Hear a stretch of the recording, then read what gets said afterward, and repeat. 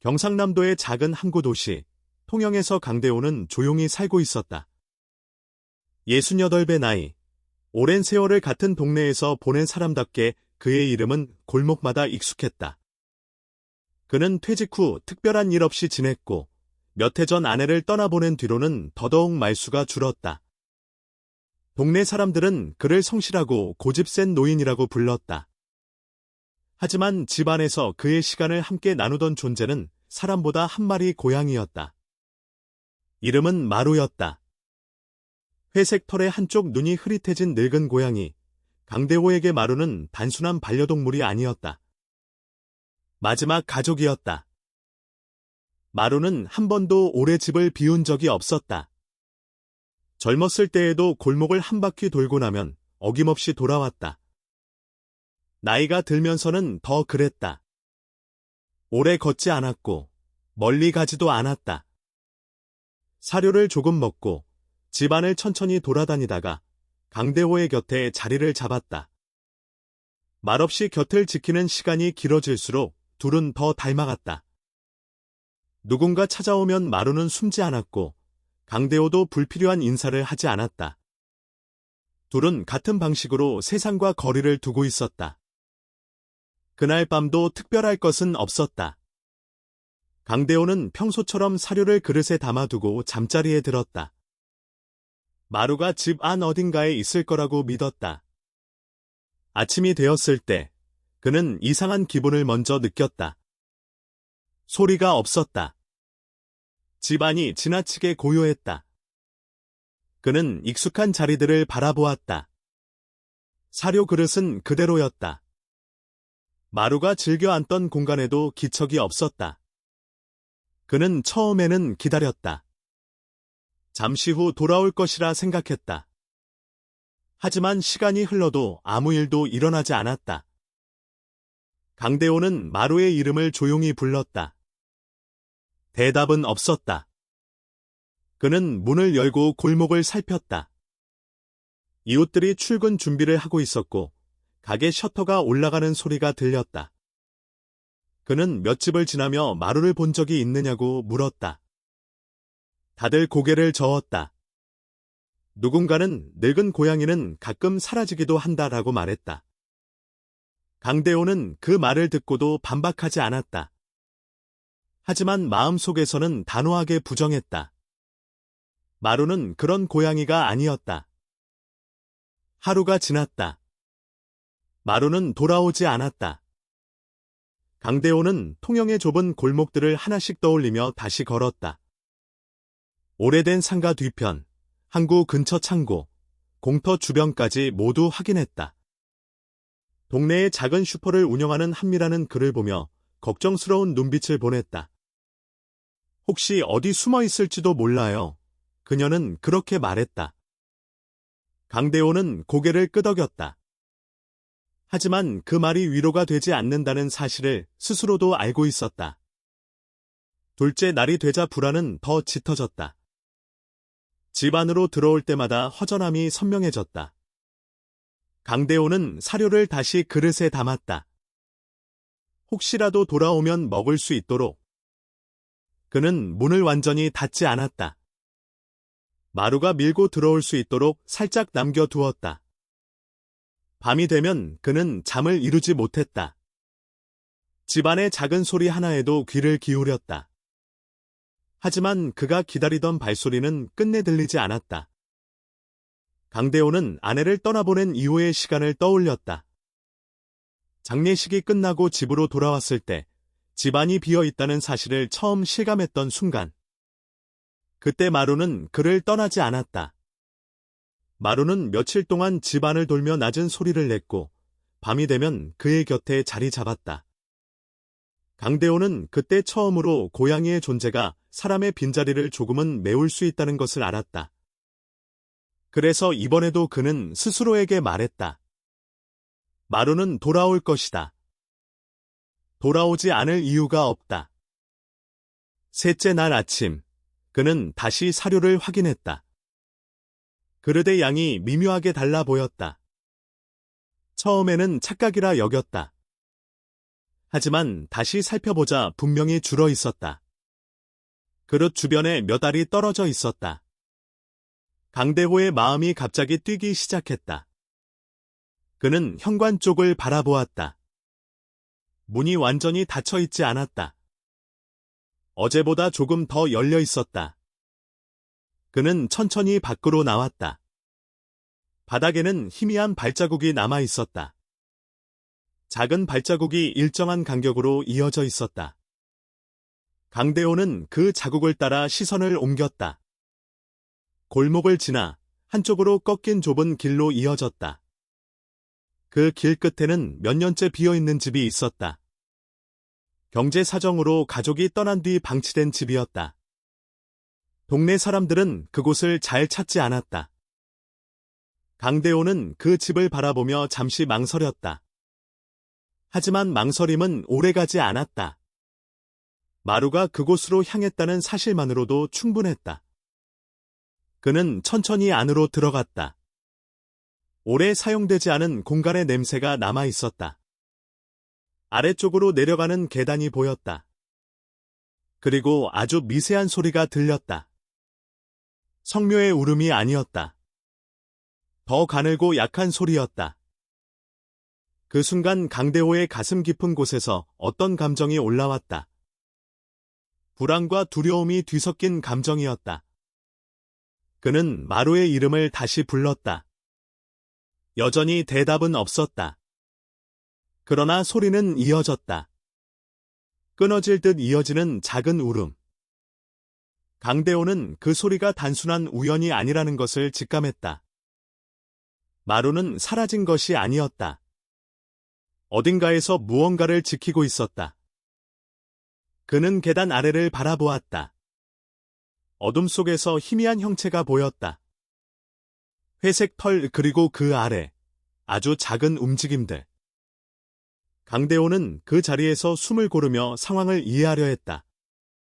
마루는 혼자가 아니었다. 그 곁에는 막 태어난 듯한 새끼 고양이들이 있었다. 그의 머릿속이 빠르게 돌아갔다. 왜 마루가 이곳에 있는지, 왜 집으로 돌아오지 않았는지, 왜 사료를 조금씩 가져갔는지. 모든 조각이 맞춰지기 시작했다. 하지만 그 답은 아직 완전히 드러나지 않았다. 그는 한 걸음 더 안쪽으로 들어섰다. 그리고 그때 벽 너머에서 들려오는 또 다른 낮은 소리를 알아차렸다. 성묘의 소리였다. 약하고 거칠었다. 누군가 벽 뒤에 갇혀있는 듯한 끊어질 듯 이어지는 소리. 강대호는 그 순간 마루가 단순히 자리를 떠난 것이 아니라는 사실을 확신했다. 그는 자신이 알던 늙은 고양이를 다시 생각했다. 조용하고 무심한 듯 보였던 존재가 이 낡은 공간에서 어떤 선택을 했는지. 집으로 돌아오지 않은 이유가 분명히 존재했다. 그리고 그 이유는 강대호가 예상했던 어떤 결말보다 훨씬 무거운 것이었다. 그는 계단 위에 서서 한동안 움직이지 않았다. 마음속에는 하나의 생각만이 반복되었다. 마루는 혼자가 아니었다. 그리고 지금 이곳에서 누군가는 도움이 필요했다. 강대호는 더 이상 기다릴 수 없다는 것을 알았다. 강대호는 계단 아래를 오래 바라보다가 다시 위로 올라왔다. 머릿속은 복잡했지만 판단은 빨랐다. 지금 혼자서는 아무것도 할 수 없다는 사실을 인정했다.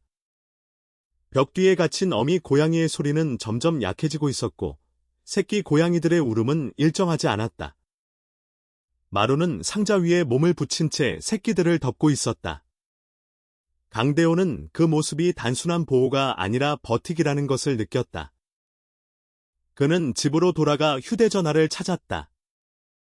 통영에서 오래 일해온 박준석의 번호를 눌렀다. 동네에서 고장난 문이나 무너진 담장을 고칠 일이 있으면 늘 박준석이 불렸다. 강대호는 짧게 상황을 설명했다. 벽이 무너진 집, 지하 공간, 갇힌 고양이, 그리고 물이 스며들고 있다는 이야기. 박준석은 한동안 말을 잇지 못하다가 곧 도구를 챙겨가겠다고 했다. 전화를 끊은 뒤 강대호는 한미라에게도 연락했다. 슈퍼를 운영하는 그녀는 동네의 작은 일들을 빠르게 공유하는 사람이었다. 그녀는 놀란 기색을 보였지만 망설이지 않았다. 수건과 상자를 들고 오겠다고 했다. 강대호는 그제야 숨을 조금 고를 수 있었다. 혼자가 아니라는 사실이 상황을 조금은 견딜 수 있게 만들었다. 다시 그 집으로 돌아왔을 때 마루는 여전히 자리를 지키고 있었다. 새끼 고양이 셋은 마루의 털 사이에 파묻힌 채 미약한 소리를 냈다. 강대호는 그 모습을 보며 마음 한쪽이 조여왔다. 마루가 사라진 사흘 동안 무슨 일을 했는지 이제야 분명해졌다. 집에 돌아와 사료를 조금씩 물고 나갔을 것이다. 다시 이곳으로 돌아와 새끼들을 먹이고 어미에게도 밀어 넣었을 것이다. 그 모든 과정을 혼자서 반복했다는 생각이 강대호를 흔들었다. 벽 너머의 소리는 더 약해졌다. 그 소리는 끊어질 듯 이어졌다. 강대호는 벽 가까이 다가가 낮게 말했다. 누가 알아듣기를 바라는 말은 아니었지만 침묵 속에 아무 말도 하지 않는 것보다는 나았다. 그는 자신이 왜 그토록 마루를 믿었는지 이해하기 시작했다. 마루는 떠난 것이 아니라 버티고 있었다. 박준석이 도착했을 때 그는 곧바로 지하로 내려갔다. 벽의 상태를 살폈다. 오래된 철망이 안쪽에 걸려 있었고 그 아래로 부서진 목재와 콘크리트 조각이 엉켜 있었다. 박준석은 무리하게 건드리면 더 무너질 수 있다고 말했다. 강대호는 고개를 끄덕였다. 서두르되 무너뜨리지 말아야 했다. 한미라도 뒤이어 내려왔다. 그녀는 새끼 고양이들을 조심스럽게 바라보았다. 가장 작은 한 마리는 거의 움직이지 않았다. 그녀는 수건을 펴고 새끼들을 옮길 준비를 했다. 마루는 낮은 소리를 냈다. 경고이자 요구였다. 강대호는 그 소리를 이해했다. 그는 낮게 말했다. 도와주려는 것뿐이라는 뜻을 담았다. 마루는 잠시 망설이는 듯했지만 결국 몸을 조금 옮겼다. 새끼 고양이 셋은 수건 위에 올려졌다. 한미라는 그것을 품에 안았다. 가장 약한 한 마리는 체온이 거의 느껴지지 않았다. 강대호는 그 사실을 직감했다. 시간이 많지 않았다. 그는 다시 벽을 바라보았다. 박준석은 하나씩 벽돌을 빼기 시작했다. 콘크리트 가루가 떨어졌다. 철망이 드러났다. 안쪽에서 약한 소리가 새어나왔다. 어미 고양이는 아직 살아 있었다. 하지만 힘은 거의 남지 않은 듯했다. 박준석은 철망을 자르기 위해 도구를 바꿨다. 철망은 오래되었지만 단단했다. 쉽게 끊어지지 않았다. 그 사이 바닥에는 물기가 점점 번지고 있었다. 전날 내린 비가 스며들어 지하 공간으로 모이고 있었다. 박준석은 물이 더 차기 전에 끝내야 한다고 말했다. 강대호는 말없이 손전등을 들어 벽을 비추었다. 벽 뒤 공간은 좁았고 어미 고양이의 다리가 어색한 각도로 걸려 있었다. 철망이 조금씩 잘려나갔다. 어미 고양이는 몸을 떨었지만 크게 움직이지 못했다. 마루는 벽 가까이에 앉아 있었다. 새끼들이 옮겨진 뒤에도 자리를 떠나지 않았다. 강대호는 마루가 이 모든 상황을 이해하고 있다는 생각이 들었다. 그것은 단순한 본능을 넘어선 책임처럼 보였다. 마침내 철망 한 부분이 끊어졌다. 그러나 아래쪽에 또 다른 걸림이 남아 있었다. 박준석은 손을 깊이 넣어 구조를 확인했다. 부서진 나무 조각이 다리를 눌러 고정하고 있었다. 그것을 빼내지 않으면 어미를 끌어낼 수 없었다. 하지만 무리하게 당기면 더 큰 상처가 생길 수 있었다. 한미라는 위에서 소리를 전했다. 새끼 한 마리가 거의 반응하지 않는다고 했다. 강대호는 잠시 눈을 감았다가 다시 떴다. 선택은 분명했다. 지금 당장 어미를 꺼내지 못하면 모든 것이 늦어질 수 있었다. 박준석은 천천히 나무 조각을 밀어냈다. 콘크리트가 조금 더 부서졌다. 벽의 일부가 흔들렸다. 그는 멈췄다가 다시 힘을 조절했다. 강대호는 숨을 죽이고 그 과정을 지켜보았다. 어미 고양이의 숨소리는 점점 더 가늘어졌다. 마침내 나무 조각이 빠졌다. 다리는 여전히 철망 아래에 끼어 있었지만 움직일 여지가 생겼다. 박준석은 남은 철망을 자르기 위해 힘을 더 주었다. 금속이 끊어지는 소리가 울렸다. 어미 고양이는 몸을 떨며 앞으로 기울었다. 강대호는 손을 뻗어 조심스럽게 몸을 받쳤다. 어미는 힘이 거의 없었다. 하지만 눈은 뜨고 있었다. 그 눈은 벽밖이 아니라 위쪽, 새끼들이 옮겨진 방향을 향하고 있었다. 강대호는 그 시선을 보며 더 이상 망설일 수 없었다. 그는 어미를 천천히 밖으로 끌어냈다. 다리는 상처가 심했지만 부러진 듯 보이지는 않았다. 몸은 진흙과 먼지로 덮여 있었다. 한미라는 아래로 내려와 어미를 바다 수건 위에 올렸다. 새끼들이 있는 곳으로 옮겨야 했다. 마루는 그 뒤를 따랐다. 아무도 지시하지 않았지만 자연스럽게 따라왔다. 강대호는 그 모습을 보며 가슴 깊은 곳에서 무언가가 무너지는 느낌을 받았다. 마루가 사흘 동안 혼자서 해낸 일을 이제야 이해했기 때문이었다. 지하 공간의 물은 점점 더 번지고 있었다. 박준석은 더 이상 머물 수 없다고 말했다. 그들은 어미와 새끼들을 들고 위로 올라왔다. 강대호는 마지막으로 지하를 돌아보았다.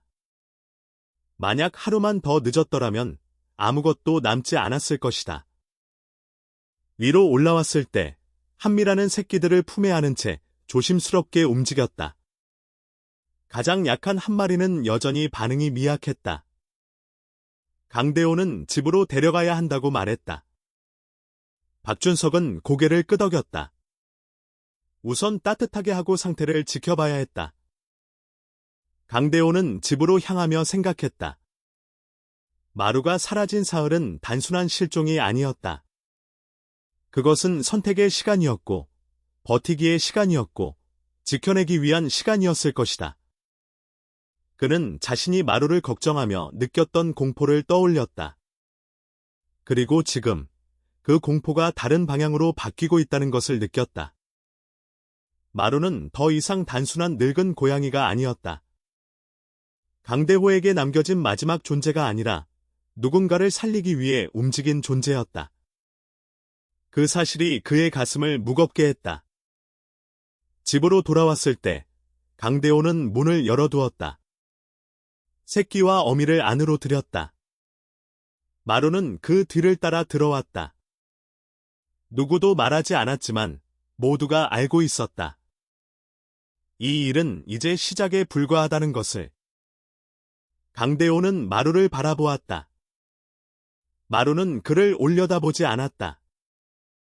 대신 새끼들이 놓인 자리로 향했다. 강대호는 그 모습을 보며 천천히 숨을 내쉬었다. 사흘 전, 그는 마루를 잃었다고 생각했다. 지금 그는 깨달았다. 마루는 떠난 적이 없었다.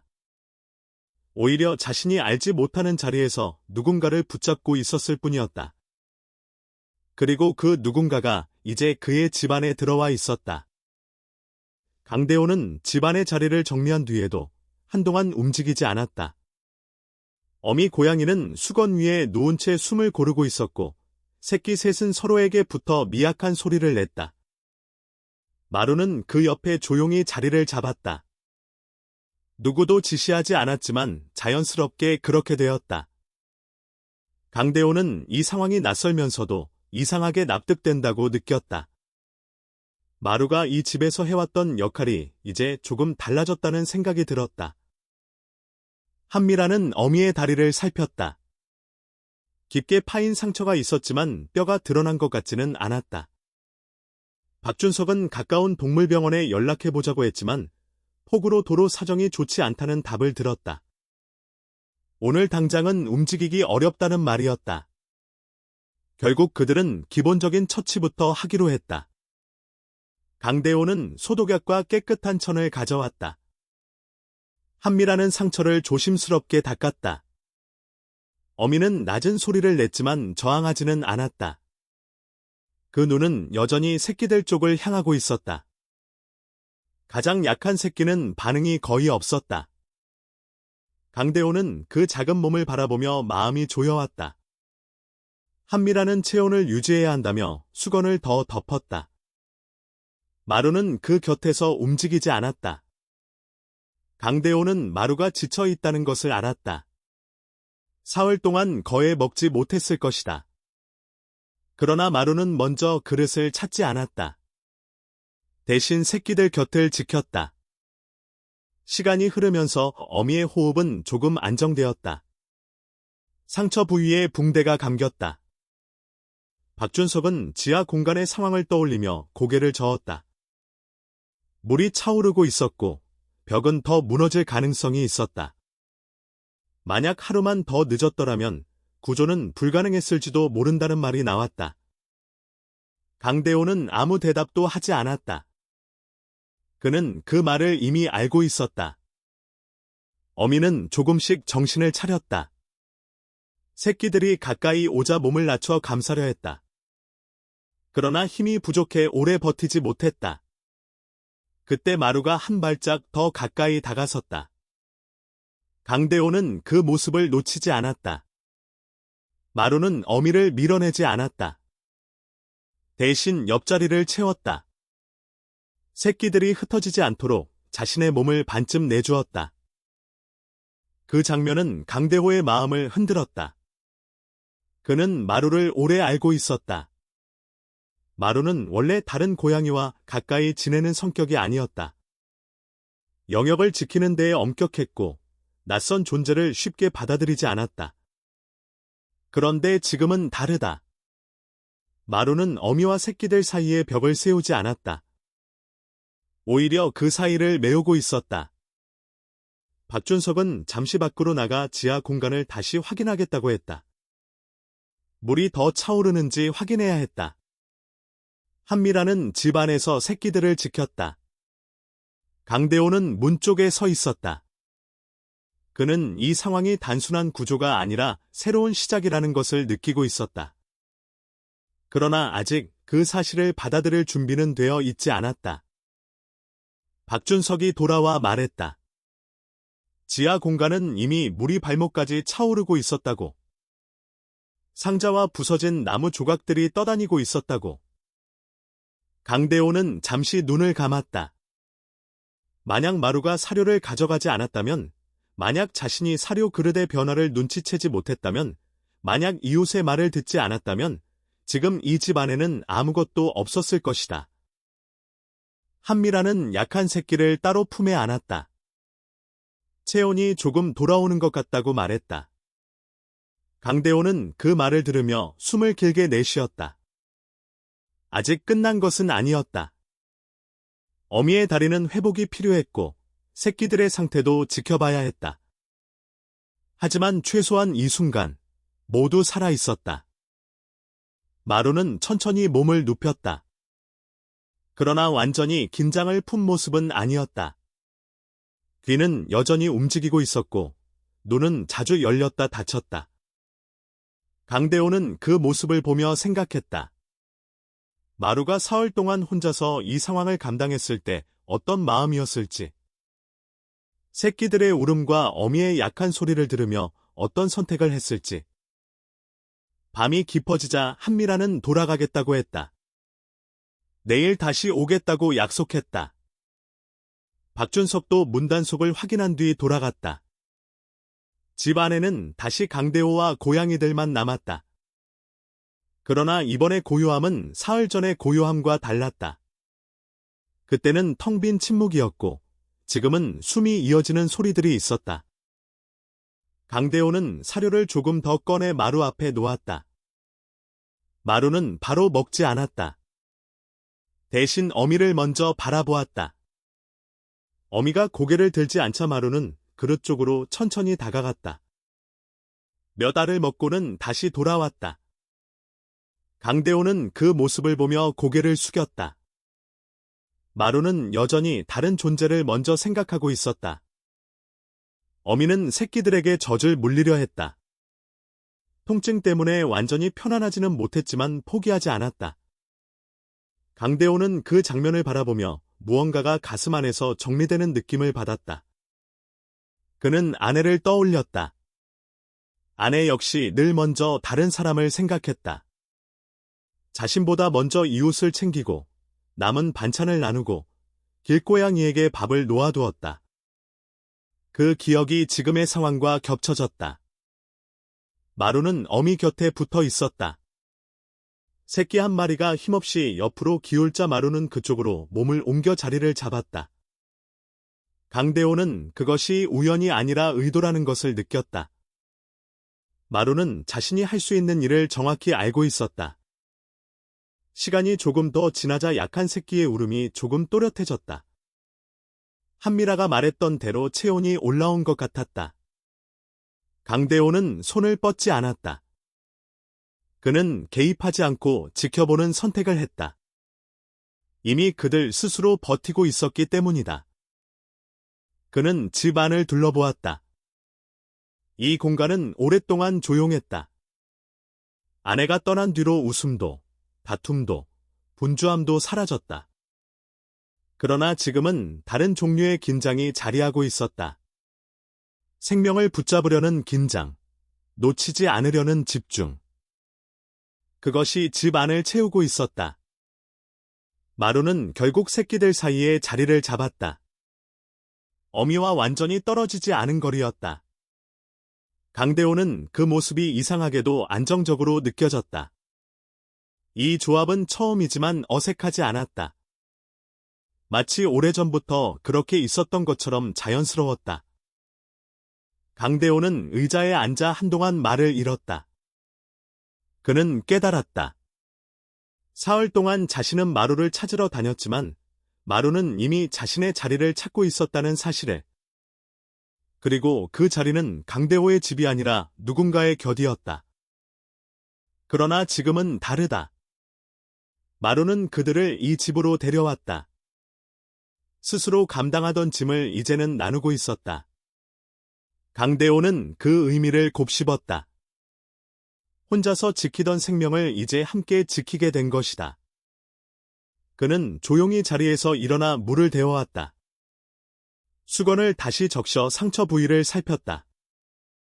어미는 더 이상 몸을 떨지 않았다. 새끼들은 작은 소리를 내며 몸을 붙이고 있었다. 마루는 눈을 반쯤 감은 채 그 모든 움직임을 감시하듯 지켜보고 있었다. 강대호는 마음속으로 다짐했다. 이 일은 여기서 끝나지 않을 것이다. 마루가 시작한 선택을 자신이 이어가야 한다는 생각이 들었다. 그러나 그는 아직 그 다짐을 말로 꺼내지 않았다. 지금은 그저 이 밤을 넘기는 것이 먼저였다. 집안의 공기가 천천히 달라졌다. 긴장 속에서도 미묘한 안도감이 스며들었다. 강대호는 고개를 숙인 채 오랫동안 그 모습을 바라보았다. 사흘 전, 그는 마루를 잃었다고 생각했다. 지금 그는 안다. 마루는 자신을 다른 곳으로 이끌기 위해 떠났던 것이다. 그리고 그 다른 곳은 이제 그의 집안에 자리 잡고 있었다. 강대호는 밤새 거의 잠들지 않았다. 의자에 앉아 있다가 일어나고 다시 앉았다. 어미 고양이의 숨소리와 새끼들의 미약한 울음이 끊기지 않는지 계속 확인했다. 마루는 대부분의 시간을 새끼들 곁에서 보냈다. 강대호는 그 모습에서 피로를 읽었다. 사흘 동안 이어진 긴장이 이제야 드러나는 듯했다. 새벽이 지나면서 약한 새끼의 울음이 조금 또렷해졌다. 강대호는 그 소리를 듣고 숨을 고르듯 길게 내쉬었다. 그러나 안도는 오래가지 않았다. 어미의 다리는 여전히 부어 있었고 상처는 깊었다. 제대로 치료하지 않으면 감염 위험이 컸다. 박준석이 전날 말했던 지하 공간의 상태도 마음에 걸렸다. 물이 차오르고 있었다는 말이 자꾸 떠올랐다. 아침이 되자 강대호는 박준석에게 다시 연락했다. 벽이 더 무너지지 않았는지, 다른 위험은 없는지 확인해야 한다고 생각했다. 박준석은 곧 도착하겠다고 했다. 한미라도 슈퍼문을 잠시 닫고 들르겠다고 했다. 이 일은 이미 개인의 일이 아니었다. 동네 사람들의 작은 협력이 이어지고 있었다.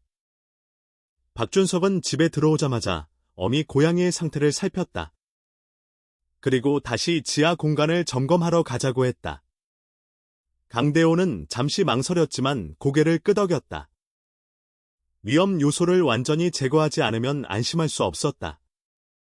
마루는 그들이 움직이는 것을 지켜보았지만 따라오지 않았다. 새끼들 곁을 떠나지 않았다. 지하로 내려갔을 때 바닥에 물은 전날보다 더 넓게 번져 있었다. 상자가 있던 자리는 물에 잠겨 있었다. 박준석은 벽 쪽을 확인했다. 어미가 빠져나온 자리의 구조가 약해져 있었다. 조금만 더 비가 내렸다면 전체가 내려앉았을 가능성이 컸다. 강대호는 그 말을 듣고 가슴이 서늘해졌다. 박준석은 추가로 남아있는 철망과 부서진 잔해를 제거해야 한다고 했다. 혹시 다른 동물이 갇힐 가능성도 배제할 수 없었다. 강대호는 도구를 건네며 조용히 도왔다. 물이 더 차오르기 전에 정리해야 했다. 벽의 일부를 더 걷어내자 안쪽 공간이 완전히 드러났다. 그곳은 좁고 위험했다. 누군가 다시 들어간다면 같은 사고가 반복될 수 있었다. 위에서 한미라가 내려왔다. 그녀는 새끼들이 잠든 사이 잠시 자리를 비웠다고 했다. 가장 약했던 새끼가 조금 더 움직이기 시작했다고 전했다. 강대호는 그 말을 들으며 눈을 감았다. 아직 확신할 수는 없지만 희망이 사라지지 않았다는 뜻이었다. 박준석은 마지막 남은 철망 조각을 제거했다. 무너질 수 있는 부분을 임시로 고정했다. 이 정도면 당장은 안전할 것 같다고 했다. 그러나 장마가 이어지면 다시 점검이 필요하다고 덧붙였다. 강대호는 그 말에 고개를 끄덕였다. 이 일은 하루로 끝나지 않을 것이 분명했다. 지하에서 올라오자 강대호는 집안의 분위기가 조금 달라졌음을 느꼈다. 어미 고양이는 새끼들을 감싸 안고 있었다. 마루는 그 곁에서 자리를 옮기지 않았다. 한미라는 상처 부위를 다시 확인했다. 피는 멎었지만 염증이 생기지 않도록 주의해야 했다. 동물병원과 다시 통화해 보았지만 여전히 당장 이동은 어렵다는 답이었다. 강대호는 결정을 내렸다. 당분간 이 집에서 돌보는 수밖에 없었다. 마루가 사흘 동안 해낸 일을 이제는 사람이 이어야 했다. 그는 부엌에서 물을 데우고 상처 부위를 소독했다. 어미는 여전히 경계의 눈빛을 보냈지만 저항하지는 않았다. 그 눈빛에는 이전의 날카로움 대신 피로가 담겨 있었다. 한미라는 새끼들의 상태를 하나씩 살폈다. 가장 작은 한 마리는 여전히 약했다. 그러나 체온은 유지되고 있었다. 강대호는 그 사실만으로도 충분히 의미 있다고 느꼈다. 사흘 전이었다면 아무도 이 생명들을 알지 못했을 것이다. 마루만이 알고 있었고 마루만이 움직였다. 박준석은 돌아가기 전에 말했다. 오늘 밤에도 비 예보가 있다고. 강대호는 그 말에 다시 긴장했다. 지하 공간은 이미 물이 차 있었고 만약 더 많은 비가 오면 그 집 전체가 위험해질 수 있었다. 어미와 새끼들을 그곳에 두지 않은 것이 얼마나 다행인지 새삼 느껴졌다. 한미라는 저녁이 되기 전에 다시 오겠다고 했다. 필요하면 교대로 돌보자고 제안했다. 강대호는 고개를 저었다. 자신이 할 수 있다고 말했다. 그러나 그 말에는 고집보다는 책임감이 담겨 있었다. 마루가 보여준 선택을 이제 자신이 이어야 한다는 마음이 컸다. 밤이 가까워지자 긴장이 다시 높아졌다. 어미의 다리는 조금 더 부어 보였다. 강대호는 소독을 반복했다. 마루는 그 곁을 떠나지 않았다. 새끼 한 마리가 갑자기 큰 소리를 내자 강대호는 깜짝 놀랐다. 그러나 그것은 나쁜 신호가 아니었다. 오히려 힘이 생겼다는 뜻이었다. 비가 내리기 시작했다는 소식이 들려왔다. 박준석이 메시지를 보냈다. 지하 쪽은 이미 물이 더 차오르고 있다고 했다. 강대호는 휴대전화를 내려놓고 어미와 새끼들을 바라보았다. 그들은 이제 이 집 안에 있었다. 더 이상 위험한 지하 공간과 연결되어 있지 않았다. 그는 마음속으로 마루에게 말했다. 잘했다는 말을. 마루는 그를 바라보지 않았지만 그 자리를 지키고 있었다. 강대호는 그 모습에서 결심을 읽었다. 이 일은 우연이 아니었다. 마루는 선택했고 그 선택이 여러 생명을 이어 놓았다. 밤이 깊어지면서 어미는 조금 더 안정된 숨을 쉬었다. 새끼들은 어미의 몸에 붙어 있었다. 마루는 그들 사이에서 경계와 보호의 역할을 동시에 하고 있었다. 강대호는 의자에 앉아 이 모든 장면을 바라보았다. 긴장과 피로가 겹쳤지만 마음 한쪽에서는 분명한 생각이 떠올랐다. 이제 이 가족을 어디에 둘 것인가? 언제까지 이 상태로 지낼 수 있을 것인가? 그는 아직 답을 내리지 않았다. 그러나 한 가지는 분명했다. 지하 공간으로 돌아가는 선택은 없다는 것, 위험을 다시 허용하지 않겠다는 것. 비 소식은 계속 이어졌다. 그러나 강대호의 마음은 사흘 전보다 덜 흔들렸다. 그는 이제 기다리는 사람이 아니라 움직이는 사람이 되었다. 마루가 그를 그 자리로 이끌었다는 사실을 부정할 수 없었다. 어미는 잠시 눈을 감았다가 다시 떴다. 그 시선이 강대호를 향했다. 완전한 신뢰는 아니었지만 완전한 거부도 아니었다. 강대호는 그 눈빛을 오래 받아들였다. 그리고 조용히 자리를 지켰다. 이 밤이 지나면 또 다른 선택이 필요할 것이다. 그러나 지금은 이 순간을 붙잡는 것이 먼저였다. 생명이 이어지고 있다는 사실을 확인하는 것, 그것이 전부였다. 강대호는 마루를 바라보았다. 마루는 여전히 움직이지 않았다. 그러나 그 존재감은 이전과 달랐다. 단순히 보호받는 존재가 아니라 누군가를 지켜낸 존재였다. 강대호는 그 사실을 마음 깊이 새겼다. 그리고 다시 한번 다짐했다. 마루가 시작한 일을 자신이 끝까지 이어가겠다고. 비가 그치지 않는다는 소식이 이어졌다. 박준석은 메시지로 지하 공간의 상황을 다시 전했다. 물이 더 차오르고 있고 벽 일부가 더 약해졌다는 내용이었다. 강대호는 휴대전화를 내려놓고 한동안 아무 말도 하지 않았다. 어미 고양이와 새끼들이 이 집 안에 있다는 사실이 얼마나 큰 차이를 만들었는지 다시 생각했다. 한미라는 저녁 무렵 다시 들렀다. 그녀는 새끼들의 상태를 확인했다. 가장 약했던 새끼는 여전히 몸집이 작았지만 울음이 분명해졌다. 체온도 유지되고 있었다. 한미라는 안도의 숨을 내쉬며 말했다. 이제 고비는 넘긴 것 같다고. 그러나 방심은 금물이라고 덧붙였다. 어미 고양이는 강대호가 가까이 다가오면 여전히 경계했다. 그러나 이전처럼 거칠게 반응하지는 않았다. 상처를 닦을 때도 낮은 소리를 내는 것 외에는 큰 움직임을 보이지 않았다. 강대호는 그것을 신뢰의 시작이라고 받아들였다. 마루는 여전히 그 곁을 지키고 있었다. 밤이 깊어질수록 강대호의 생각은 점점 또렷해졌다. 이 상태로는 오래 버티기 어렵다는 판단이었다. 집 안은 좁았고 어미가 완전히 회복하기 전까지는 더 안정된 공간이 필요했다. 한미라는 조심스럽게 제안했다. 집 뒤 창고를 정리해보는 게 어떻겠냐고. 그곳은 사람 왕래가 적고 외부와 분리된 공간이었다. 강대호는 그 제안을 곱씹었다. 창고는 오랫동안 쓰지 않은 물건들로 가득 차 있었다. 그러나 치우면 충분히 자리를 만들 수 있었다. 어미가 완전히 낯선 공간보다는 일정한 영역을 갖는 것이 낫다는 생각이 들었다.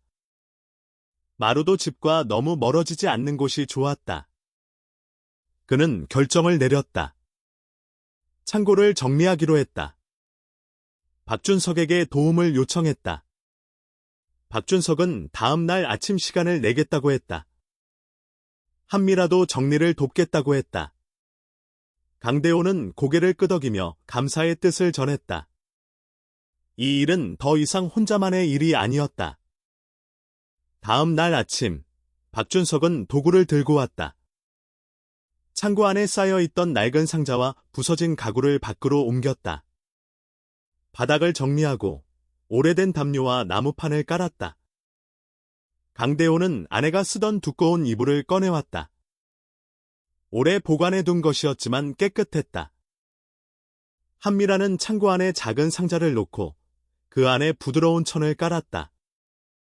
어미와 새끼들이 몸을 붙일 수 있는 공간을 만들었다. 강대호는 물그릇과 사료 그릇도 따로 준비했다. 공간은 완벽하지 않았지만 충분히 안전해 보였다.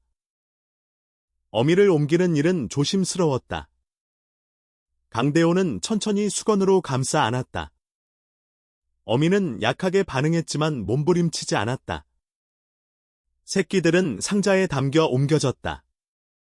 마루는 그 움직임을 지켜보다가 먼저 창고 쪽으로 향했다. 아무도 부르지 않았지만 자연스럽게 앞장섰다. 창고 안에 어미와 새끼들을 내려놓았을 때 잠시 긴장이 흘렀다. 어미는 주변을 살폈다. 그러나 곧 새끼들을 다시 끌어안았다. 마루는 한 발 떨어진 자리에서 앉았다. 강대호는 그 모습을 보며 안도의 숨을 내쉬었다. 적어도 당장은 불안해 보이지 않았다. 박준석은 창고 문을 점검했다. 바람이 들지 않도록 틈을 막고 지붕 상태도 확인했다.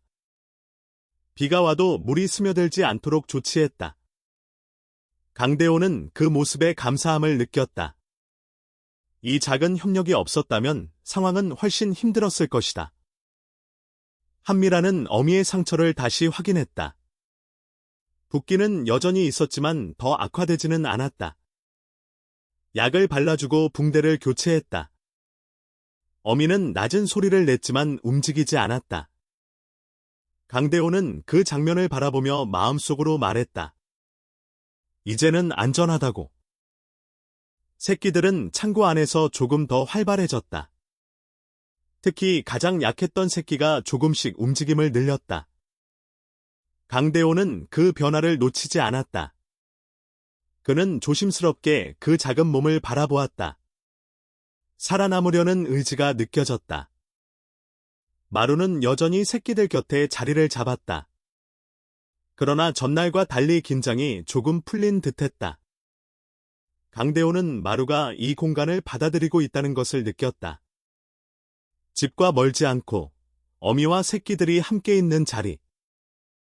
마루에게도 납득 가능한 선택이었을 것이다. 박준석과 한미라는 일을 마치고 돌아가기 전에 강대호를 바라보았다. 박준석은 말했다. 이제부터가 더 중요하다고. 꾸준히 돌보고 날씨가 안정되면 병원에 데려가야 한다고.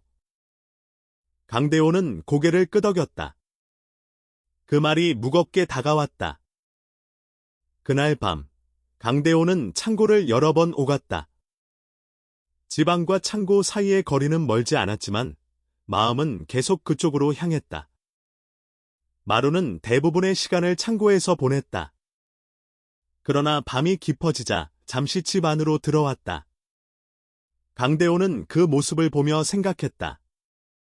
마루도 조금씩 긴장을 풀고 있는 것 같았다. 창고 안에서는 어미와 새끼들의 숨소리가 이어졌다. 강대호는 문 앞에 서서 그 소리를 들었다. 사흘 전 그는 마루의 부재로 집이 비어 있다고 느꼈다.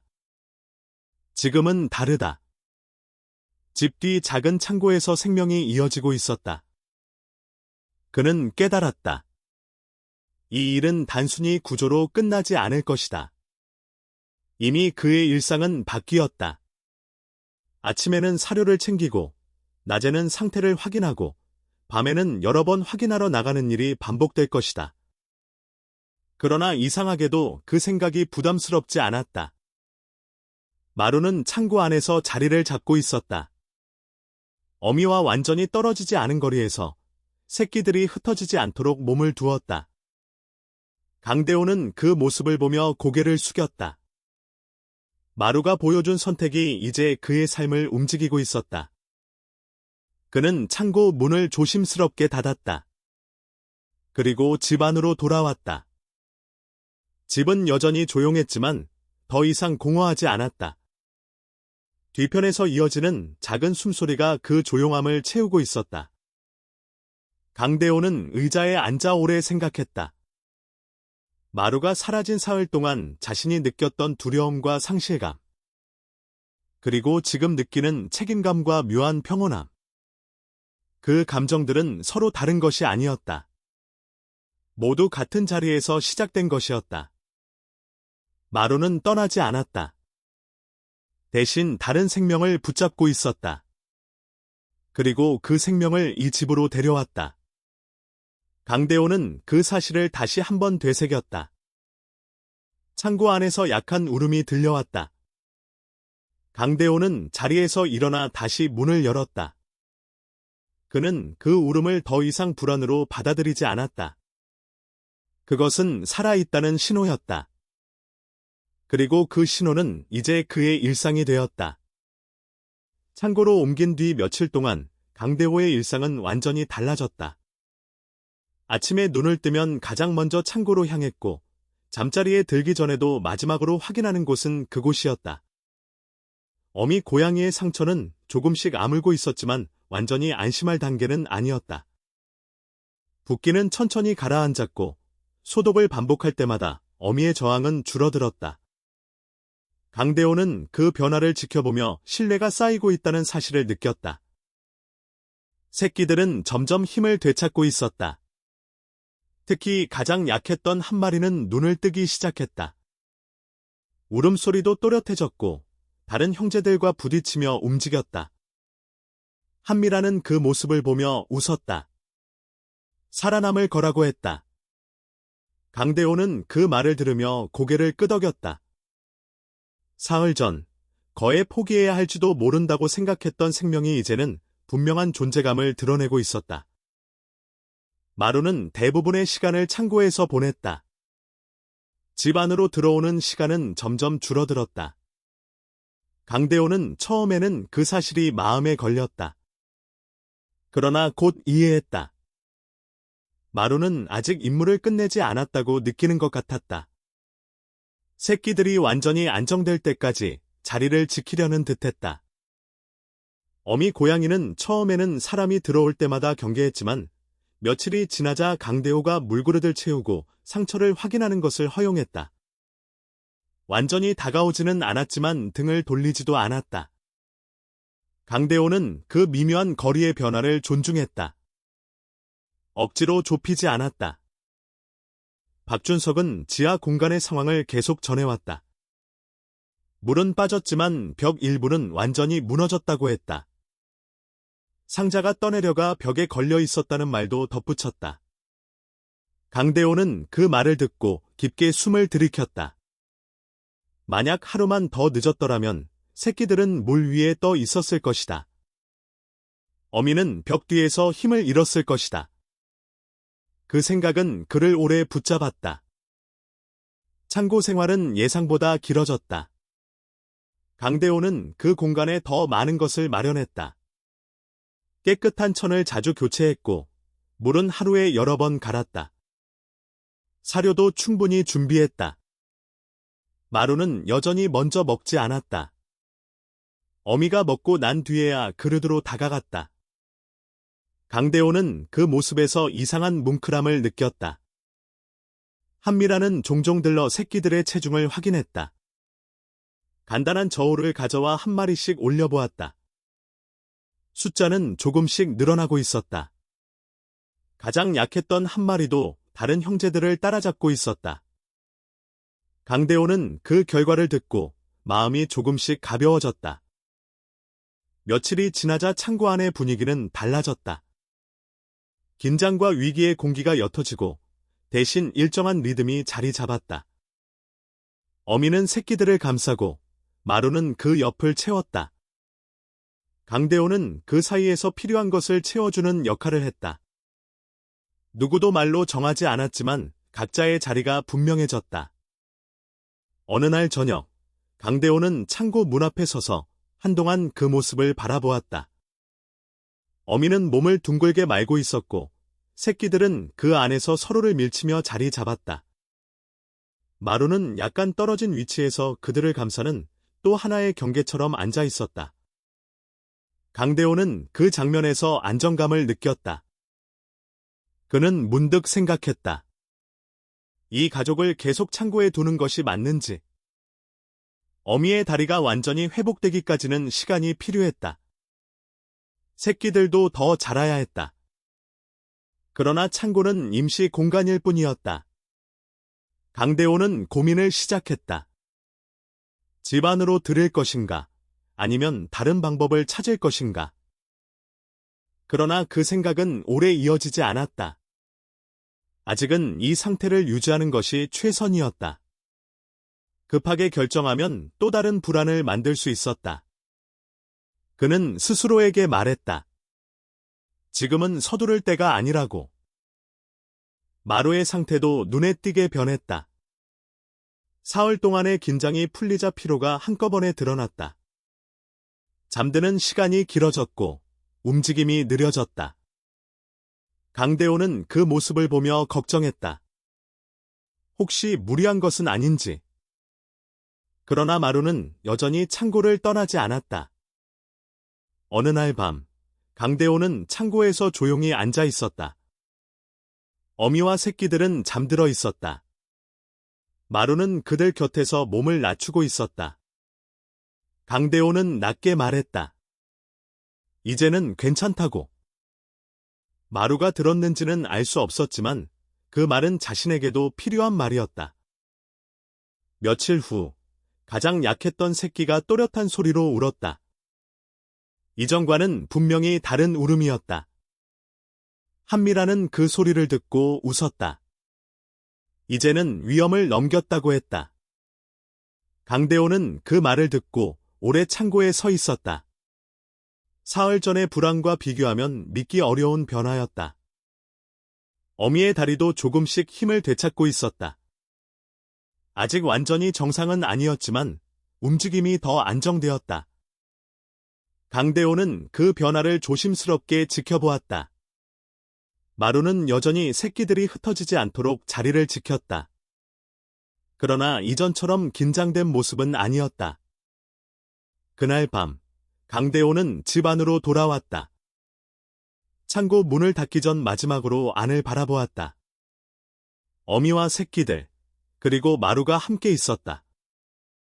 그는 그 모습이 익숙해졌다는 사실을 깨달았다. 낯선 존재들이 이제는 그의 일상의 일부가 되어 있었다. 의자에 앉아있던 강대호는 아내를 떠올렸다. 만약 그녀가 있었다면 분명 이렇게 했을 것이라고. 낯선 생명을 외면하지 않았을 것이라고. 그는 조용히 고개를 숙였다. 마루가 보여준 선택이 결국 자신을 이 자리로 이끌었다는 생각이 들었다. 창고에서 들려오는 작은 소리들이 집 안까지 전해졌다. 강대호는 그 소리를 듣고 미소를 지었다. 더 이상 그것은 불안의 신호가 아니었다.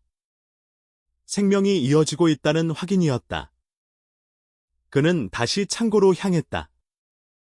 마루가 고개를 들었다. 강대호는 낮게 말했다. 이제는 내가 혼자가 아니라고. 마루는 다시 고개를 내렸다. 그러나 그 자리는 변하지 않았다.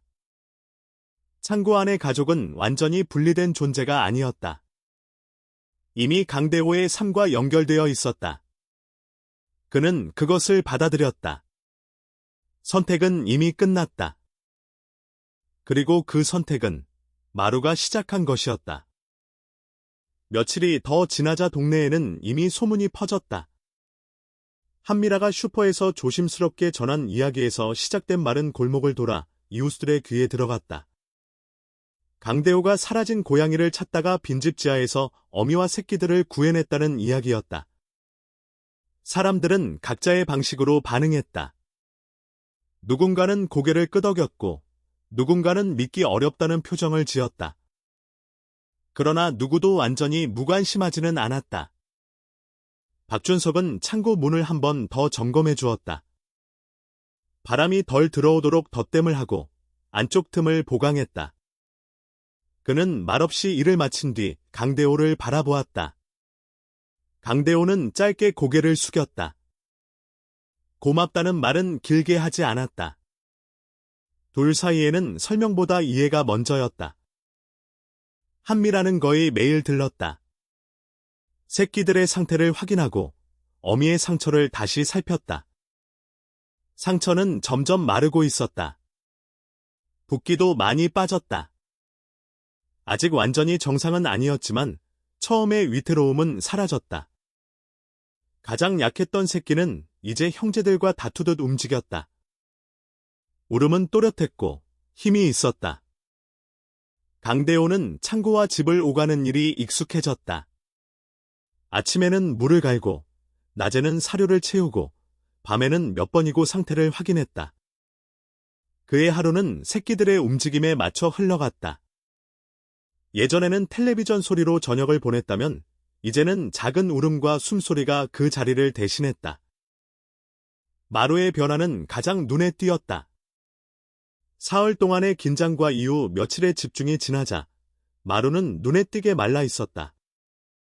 털은 더 엉켰고 움직임은 느렸다. 그러나 새끼들 곁을 떠나지 않았다. 강대호는 그 모습이 고마우면서도 마음에 걸렸다. 마루는 이제 나이가 많았다. 무리하면 안 되는 나이였다. 어느 날 밤, 강대호는 창고 문 앞에서 한동안 서 있었다. 어미는 새끼들을 품고 있었고 마루는 그 옆에서 자리를 지키고 있었다. 강대호는 천천히 말했다. 이제는 괜찮다고. 네가 다 해냈다고. 말은 공기 속에 흩어졌지만 그 말은 자신에게도 필요했다. 며칠 후 한미라는 웃으며 말했다. 가장 약했던 새끼가 이제는 가장 먼저 사료에 관심을 보인다고. 강대호는 그 말을 듣고 창고 안을 바라보았다. 작은 몸이 다른 형제들 사이를 비집고 나오는 모습이 보였다. 그는 그 장면을 오래 지켜보았다. 생명이 단단해지는 순간을 목격하는 느낌이었다. 어미 고양이의 태도도 조금씩 달라졌다. 강대호가 가까이 가도 몸을 세우지 않았다. 물그릇을 갈 때도 한 발 물러서서 지켜볼 뿐이었다. 완전한 신뢰는 아니었지만 적어도 경계만은 아니었다. 강대호는 그 변화가 서두르지 않았기 때문이라는 것을 알고 있었다. 동네 사람 몇 명이 창고를 멀리서 바라보고 가기도 했다. 직접 들어오지는 않았지만 관심은 분명했다. 강대호는 설명하지 않았다. 굳이 말로 덧붙일 필요가 없다고 생각했다. 이미 상황은 충분히 분명했다. 마루는 어느 날부터 밤이면 집 안으로 들어오기 시작했다. 그러나 완전히 자리를 옮기지는 않았다. 창고와 집을 오갔다. 강대호는 그 움직임에서 미묘한 안도를 느꼈다. 마루가 다시 자신의 자리도 기억하고 있다는 뜻이었다. 창고 안의 새끼들은 점점 활발해졌다. 서로를 밀치고 어미에게 달라붙고 때로는 마루의 털을 붙잡았다. 마루는 크게 반응하지 않았다. 오히려 몸을 조금 더 낮추며 자리를 내주었다. 강대호는 그 모습을 보며 웃음이 나왔다. 예전의 마루였다면 허락하지 않았을 일들이었다. 한미라는 말했다. 이제는 창고에 계속 두어도 괜찮을 것 같다고. 어미도 이 공간을 받아들인 것 같다고. 강대호는 고개를 끄덕였다. 그는 이미 마음속으로 결정을 내리고 있었다. 이 가족을 다시 길로 돌려보내지 않겠다고. 어느 날 저녁, 강대호는 창고 안에 오래 앉아 있었다. 어미는 조용히 새끼들을 바라보고 있었고, 마루는 옆에서 눈을 감고 있었다. 강대호는 그 모습을 보며 깨달았다. 이 집의 중심이 바뀌고 있다는 것을. 더 이상 빈 공간이 중심이 아니었다. 살아 움직이는 존재들이 중심이 되고 있었다. 마루는 여전히 피로해 보였다. 그러나 눈빛에는 이전의 무거움이 줄어들었다. 강대호는 그 변화를 느꼈다. 마루는 혼자서 짊어졌던 책임을 이제 내려놓고 있었다. 사람과 나누고 있었다. 한미라는 창고 문을 나서며 말했다. 이제는 강대호 아저씨 집이 더 시끄러워지겠네요. 강대호는 짧게 웃었다. 그 웃음에는 불만이 없었다. 오히려 오랜만에 느끼는 온기 같은 것이 섞여 있었다. 밤이 깊어지자 강대호는 집 안으로 들어왔다. 마루는 잠시 창고에 남았다가 뒤따라 들어왔다. 강대호는 그 모습을 보며 말했다. 이제는 내 자리로 돌아와도 된다고. 그러나 마루는 잠시 멈췄다가 다시 창고 쪽으로 향했다. 강대호는 그 선택을 존중했다. 아직은 그곳이 더 중요하다는 뜻이었다. 그는 의자에 앉아 한동안 생각했다. 사흘 전의 불안과 지금의 변화. 그 사이에 있었던 선택들. 마루가 움직이지 않았다면 아무 일도 시작되지 않았을 것이다. 그는 다시 창고로 향했다. 문을 살짝 열어 안을 바라보았다. 어미와 새끼들, 그리고 그 곁에 마루. 강대호는 그 모습을 오래 기억하고 싶다고 느꼈다. 이 일은 우연이 아니었다. 마루의 선택이 만든 변화였다. 그리고 그 변화는 이제 강대호의 삶을 움직이고 있었다. 창고 안에서 작은 울음이 이어졌다. 강대호는 그 소리를 들으며 문을 닫았다. 이제 그 소리는 낯설지 않았다. 오히려 집의 일부가 되었다. 그는 조용히 중얼거렸다. 네가 시작한 일을 내가 이어가겠다고. 마루는 대답하지 않았지만 그 자리에 있었다. 그리고 그것으로 충분했다. 며칠이 더 지나자 창고 안의 공기는 완전히 달라졌다. 처음 이곳으로 옮겼을 때의 긴장과 위태로움은 사라지고 대신 규칙적인 움직임과 안정된 숨소리가 자리 잡았다. 어미 고양이의 다리는 여전히 완전하지 않았지만 몸을 지탱하는 힘이 분명히 돌아오고 있었다. 새끼들은 하루가 다르게 커졌다. 서로를 밀치며 자리 다툼을 하고 때로는 마루의 꼬리를 붙잡았다. 강대호는 그 변화를 하루도 놓치지 않았다. 아침에 일어나면 가장 먼저 창고 문을 열었고 저녁에는 마지막으로 확인했다.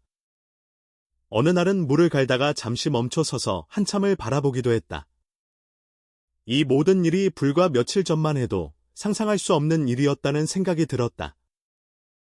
어미는 이제 강대호가 가까이 와도 몸을 굳히지 않았다. 여전히 완전히 다가오지는 않았지만 물러서지도 않았다. 상처를 닦을 때면 조용히 참고 있었다. 그 눈빛에는 이전의 경계 대신 피로와 수용이 섞여 있었다. 강대호는 그 변화를 존중했다. 강요하지 않았다. 그저 필요한 것을 채워주었다. 마루는 여전히 창고와 집을 오갔다. 낮에는 창고에 머물고 밤이 깊어지면 잠시 집 안으로 들어왔다가 다시 돌아가기도 했다. 강대호는 어느 순간 깨달았다. 마루가 창고에 머무는 시간은 책임이 아니라 선택이라는 것을. 이제는 불안 때문이 아니라 그 자리가 자연스러워서 남아있는 것이었다. 가장 약했던 새끼는 이제 가장 활발했다. 울음은 또렷했고 형제들을 밀치며 자리를 차지했다. 한미라는 웃으며 말했다. 제일 약해 보이던 애가 제일 끈질기다고. 강대호는 그 말을 들으며 고개를 끄덕였다. 생명은 쉽게 단정할 수 없는 것이었다. 동네 사람들은 이 이야기를 각자 다른 방식으로 받아들였다. 누군가는 강대호를 보며 고개를 끄덕였고, 누군가는 지나치듯 말을 건넸다. 요즘 창고가 시끄럽다면서요. 강대호는 짧게 웃었다. 그 웃음에는 부끄러움도, 변명도 없었다. 그는 굳이 설명하지 않았다. 필요한 일은 이미 다 했다고 생각했다. 어느 저녁, 강대호는 창고 안에 오래 앉아 있었다. 어미는 새끼들을 품고 있었고, 마루는 그 곁에서 눈을 반쯤 감고 있었다. 새끼 한 마리가 마루의 옆구리에 붙어 몸을 기대자, 마루는 움직이지 않았다. 강대호는 그 모습을 바라보며 마음 깊은 곳에서 무엇인가가 정리되는 느낌을 받았다. 마루는 처음부터 이 가족의 일부였던 것처럼 자연스러웠다. 그러나 강대호는 알고 있었다. 사흘 동안의 선택이 이 장면을 만들었다는 것을. 집으로 돌아오지 않고 혼자서 사료를 물어나르고 새끼들을 덮어주고 어미에게 다가가고 끝내 사람을 이끌어 온 그 사흘이 지금의 평온을 만들었다는 것을. 그날 밤, 강대호는 집 안에서 잠시 잠들었다가 문득 눈을 떴다. 아주 미세한 소리가 들렸다. 창고 쪽이 아니라 현관 쪽이었다. 그는 천천히 문을 열었다. 문 앞에는 작은 회색 새끼 한 마리가 서 있었다. 아직 몸집은 작았고 발걸음은 불안정했다. 그러나 그 눈은 또렷했다. 강대호는 잠시 그 모습을 바라보았다. 창고에서 집까지의 거리는 짧지만 어린 새끼에게는 결코 쉬운 길이 아니었을 것이다. 뒤쪽에는 어미가 보였다. 가까이 오지 않고 멀리서 지켜보고 있었다. 부르지도 막지도 않았다. 강대호는 조심스럽게 새끼를 들어 올렸다. 새끼는 저항하지 않았다. 오히려 그의 손에 몸을 맡겼다. 그는 그 작은 체온을 느끼며 집 안으로 들어왔다. 마루는 이미 집 안에 있었다. 강대호는 새끼를 마루 곁에 내려놓았다. 마루는 한쪽 눈을 떴다. 잠시 새끼를 바라보았다. 그리고 별다른 반응 없이 몸을 조금 옮겨 자리를 내주었다. 새끼는 망설임 없이 마루의 털 사이로 파고들었다. 강대호는 그 장면을 지켜보았다. 사흘 전의 공백과 지금의 풍경이 겹쳐졌다. 그는 문을 열어 어미를 바라보았다. 어미는 여전히 밖에서 지켜보고 있었다. 강대호는 낮게 말했다. 오늘 밤은 여기 두겠다고. 어미는 한동안 움직이지 않다가 천천히 고개를 끄덕이듯 눈을 감았다. 그리고 다시 창고 쪽으로 돌아갔다. 강대호는 문을 닫고 집 안으로 돌아왔다. 마루와 새끼는 나란히 누워 있었다. 마루는 불편해 보이지 않았다. 오히려 이전보다 부드러운 표정이었다. 강대호는 한동안 그 모습을 바라보다가 오래 보관해 두었던 아내의 담요를 꺼냈다. 그 담요를 둘 위에 살짝 덮었다. 그는 의자에 앉아 깊게 숨을 내쉬었다. 사흘 전, 그는 마루를 잃었다고 생각했다. 집이 다시 비어버릴 것이라고 두려워했다. 그러나 지금 그는 깨달았다. 마루는 떠나기 위해 사라진 것이 아니었다. 누군가를 붙잡기 위해 자리를 비웠던 것이다. 강대호는 천천히 생각했다. 외로움은 누군가가 곁에 있어야만 사라지는 것이 아니라는 것을. 때로는 누군가를 지키려는 마음이 먼저 다가올 때 그 빈자리가 자연스럽게 채워진다는 것을. 마루는 다시 눈을 감았다. 새끼는 그의 털 속에 몸을 묻었다. 강대호는 그 모습을 오래 바라보았다. 집 안의 공기는 조용했지만 더 이상 비어있지 않았다. 그는 낮게 중얼거렸다. 남아있는 것이 곁에 있는 것이 아니라 누군가를 위해 움직이는 것이라는 사실을 이제야 알겠다고. 사람이든 고양이든 살아있다는 것은 혼자 버티는 것이 아니라 누군가를 향해 한 걸음 내딛는 것이라는 것을. 강대호는 그 생각을 가슴에 담았다. 그리고 조용히 불을 끄고 자리에 앉았다. 집 안에는 두 개의 숨소리가 나란히 이어지고 있었다. 오래된 숨과 새로 시작된 숨. 그는 알았다. 삶은 커다란 사건으로 바뀌는 것이 아니라 작은 선택으로 방향을 바꾼다는 것을. 그리고 그 작은 선택 하나가 한 사람의 외로움과 한 생명의 운명을 동시에 바꿀 수 있다는 것을. 존경하는 여러분, 오늘 저희 이야기에 귀 기울여 주시고 끝까지 함께해 주신 데 대해 깊이 감사드립니다. 바쁘고 분주한 일상 속에서도 잠시 걸음을 멈추고 한 생명의 선택과 마음을 따라와 주신 여러분의 관심은 저희에게 큰 힘이 됩니다. 이번 이야기가 전하고자 한 뜻은 분명합니다. 따뜻함은 거창한 말에서가 아니라 누군가를 위해 한 걸음 내딛는 작은 선택에서 시작된다는 점입니다. 외로움과 두려움 속에서도 포기하지 않고 지켜내는 마음, 그리고 그 마음을 함께 나누려는 손길이 모일 때 삶은 다시 숨을 쉬기 시작합니다. 우리는 누구나 누군가의 버팀목이 될 수 있고 또 누군가의 도움을 통해 다시 일어설 수 있습니다. 여러분께서 이 이야기를 통해 잠시라도 자신과 주변을 돌아보며 마음에 남는 생각을 얻으셨다면 그 자체로 이 영상은 의미를 다했다고 믿습니다. 저희에게 힘을 보태주시려면 화면에 좋아요를 눌러주시고 아래에 여러분의 느낌과 생각을 댓글로 남겨주시기 바랍니다. 또한 앞으로의 이야기도 놓치지 않도록 구독으로 함께해 주시면 진심으로 감사하겠습니다. 여러분의 참여 하나하나가 다음 이야기를 이어가는 큰 응원이 됩니다. 감사합니다.